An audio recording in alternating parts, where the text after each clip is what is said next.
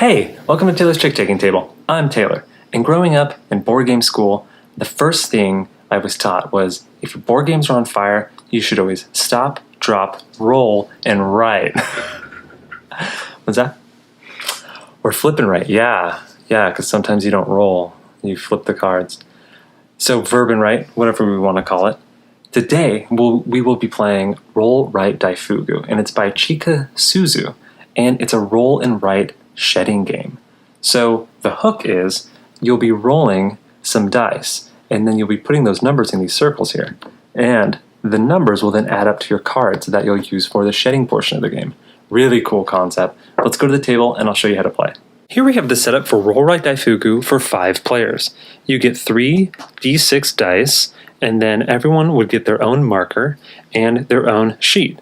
Usually you would hide and not let anyone else see each other's mat, but for now, just to teach, we're showing all of them today. And actually, I think, because I have the rules on the back, I'll flip this and we'll have a 2-player game. The game is going to be broken up into 2 halves. You have the roll and write half, where you'll be rolling these dice, putting those numbers from there into the certain circles, and then you have the climbing shedding half, where those circles will add up to cards, and you'll be using those cards to try to play all as quick as possible and to shed out before anyone else. So starting off the roll and write half, someone's going to pick up the 3 dice, roll them, and then everyone is going to write these numbers into one of these colored sections on their sheet. Players are able to freely choose whichever section they want. And maybe over here for Totoro, they see this, it's a 1, a 4, and a 5. Maybe they think 5 is a good number to have as a single, and they want to do a 4 there and a 1 there.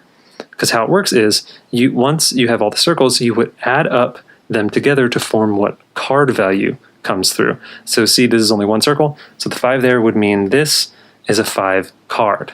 However, maybe the Porco Rosso character wants to put the 1 in the middle over here, the 5 there, and then the 4 there. Then someone would roll again, and you would continue this process, filling up every single section.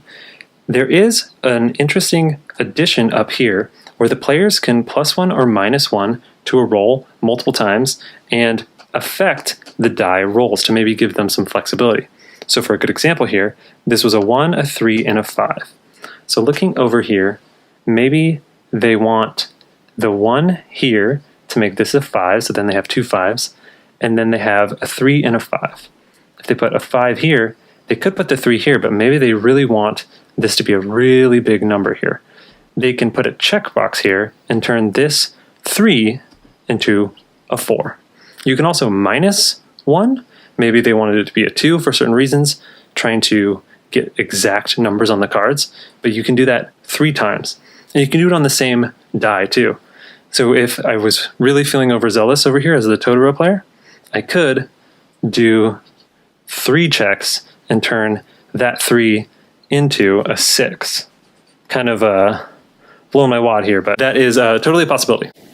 After all the circles are filled, everyone would put the added numbers up in these cards here, and then they would put their cards over in this section. After everyone has their cards set, you would find out who is the start player, and that is that symbol here. So it would be whoever has the lowest in the leftmost slot. So you would find out that way. We kind of just ask like, oh, is it lower than 6, lower than 5? And players would just slowly deduce who has the lowest here. If it's tied, you go to the next slot. If that's tied, you go to the next slot. And it looks like 9 is lower than 11, so then Porco Rosso would be the lowest and the start player for the shedding climbing section of the game. So then players would play any number of the same card. So there's no runs. You would just play either a solo card or pairs or 3 of a kind or 4 of a kind, things like that. And it would go back and forth, and you can keep going up. So let's say, for example here, the Porco Rosso character plays 2 5s. So coming over to Totoro here, they can play 2 6s because they can't play the same number. It has to be higher. So if they say they play 2 6s, and you can kind of like just cross off those numbers here, it would go back to the Porco Rosso character. And they don't look like they have any more pairs, so they would pass. So it would go back, the lead would go back to Totoro here, and they could say 2 1s. It would go over to Porco Rosso, they could say 2 5s, and then coming back here, they don't have any pairs, so they would pass. And what's funny is you can always optionally pass. So it would be Porco Rosso again, they can play 5, and then if it came to Totoro, they could play 7, and then if Porco Rosso didn't want to play, they can pass, and it would go to the next player. And the 2 players just would go back and forth, but if it was 3, it would then go to the other person, and if that other person was still in it, they could keep going back and forth until one of them passes. Because if you pass, you can't come back in. So this would keep going until one player is out of their cards. And you can play any number too, so if it was Totoro's lead, they could play 4 5s, right? And play like a huge thing.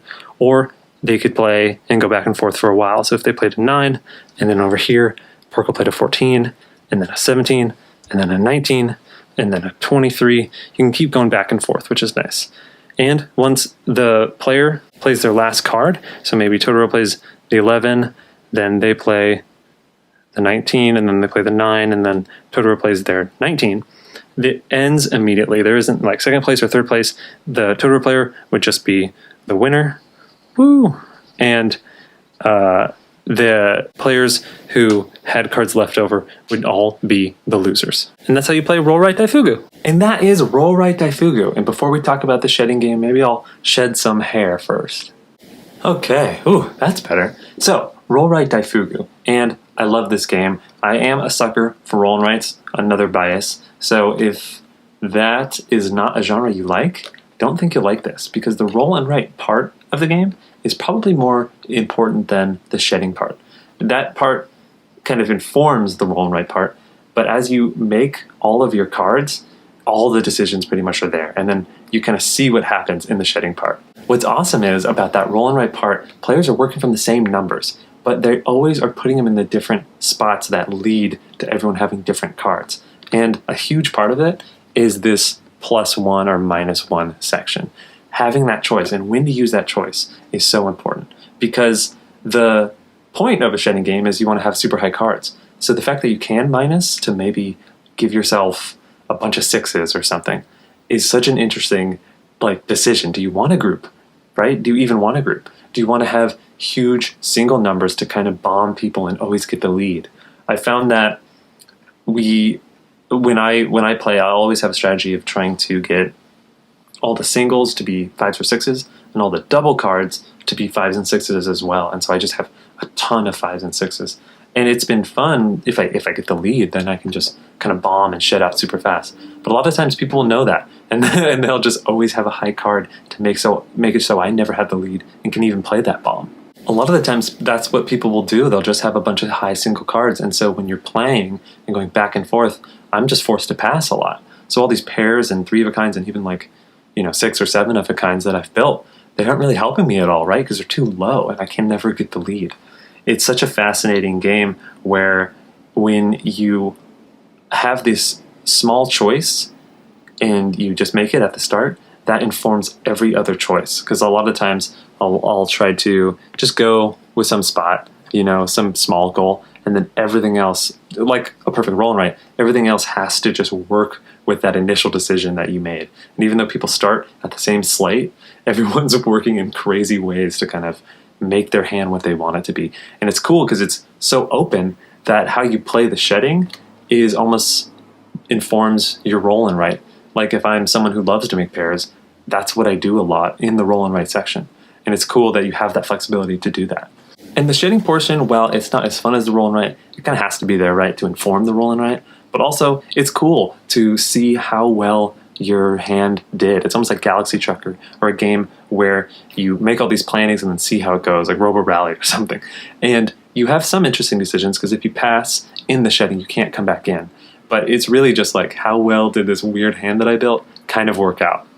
What I love is that since it is a roll and write, you can do different sheets for this, kind of like Welcome To or Ganchan Clever, where they have variant sheets. And I've actually done that. I've made a few different variations, ones that will have diagonal, so you can actually use the same number multiple times to create 2 different cards, or games where you have restrictions on here, so it makes this placement a little harder, but maybe you have more of these as a little more flexibility. It's so cool that this game kind of core concept is so robust that tons of variation in these can lead to having a bunch of sheets of wild, zany things you can do with just this idea of a roll and write shedding game. And this one was pretty tough to get to me. I tried to get the original copy, and I just couldn't, through all the different avenues, find it. I decided this is just something I made in some like design program, and I've uploaded it to Board Game Geek. I'll link that as well. So you can totally just print this out. It has the colors, but if you're colorblind or have trouble seeing certain colors, there's little notches on the sides of some of the circles. So it's like a right notch for red or like a left notch for green to kind of help with that. But yeah, so the file's up if you really want to play it, and it is, even at 2, just like a great game. So I love that it goes from 2 all the way, I think past 5 is probably just a little too zany. You just wouldn't get lead very often, it'd just be too crazy. But even at 2, this is just so easy to print and play and just try it out. Getting the lead in this game is so interesting because it's whatever your lowest is on this card here. And I've always been like, okay, whatever, just whoever plays the lowest can have it. I'm going to put a 6 here and just have a high card. But what I've noticed is a lot of times players will go low here and then just make sure all these cards that are singles or even doubles are low as well. So they get lead, and then they can just do their huge, 5 threes at the very start. And it's such a cool concept. And the fact that you can also minus to where this can be a 0, right? If you roll a 1 and then one of your altar is like a minus, then you have 1 minus 1 and then you're at a 0. You could even go all 3 of your altars and go -2 there to guarantee that you're going to lead. So I've seen a lot of times players will go 0 here just to get that lead. And that fight for lead is so funny. Especially there's one time where if that is tied in 2 players, then you go to the second card and whoever's lowest in there. We had it to where it tied all the way to the 4th because players just had such a group think where we're like, okay, we're going to go super low here and then super low here and super low here. We're definitely going to get lead. And we all just had super low cards. And it's so funny, and I don't know if it's like a group thing, but if you play with the same group a lot, sometimes you have the same strategies, and we'll just have like, oh, let's all go with a bunch of 4s this round, and then players just have a bunch of 4s. And you look at your hands, and you're like, oh man, we had the same idea, didn't we? Another thing I love is that when you're rolling the dice, you don't know if it's going to be high or low as you're building these cards, right? So you might get a few low dice at the start of the game and be like, okay, I'm going to have some 1s, I'm going to have a bunch of just like 2 rank cards and just kind of go low. And then the rest of the cards are super high and you're like, oh no, now I'm going to have 2 cards that are just ranked 2. And I have all these super high cards, what am I going to do with those? So it's so cool how the volatility in the dice roll can just change so much of what cards you actually have. And that volatility helps because everyone has that volatility. It's not like in normal games where you're dealt the 1 and the other person's dealt the 6 and you're just like, oh man, I wish I got dealt the nicer card. Everyone's got dealt crazy weird stuff. So you just kind of try to make lemonade, but everyone's making it from the same lemons. I love that part of it too, because then everyone is like, oh, I'm going to have such a low card here. Or, you get your hand to shed with and you're like, I built this. This is my fault. This is bad. So that is Roll Right Daifugō, and I love this game. I know it might be a little biased because I love roll and write games, but if you just love creating your cards in your hand and have so much domain in that part, I think you'll like it, even if you don't like roll and write. So I think it totally gets the seal, so. And check it out. Yeah, I think at 2 it's great. All the way up to 4 and 5, I think it's good. Higher player counts, it's tough because you get lead less, but it's so much fun, and it's print and play. Just check it up online. But thanks so much for watching.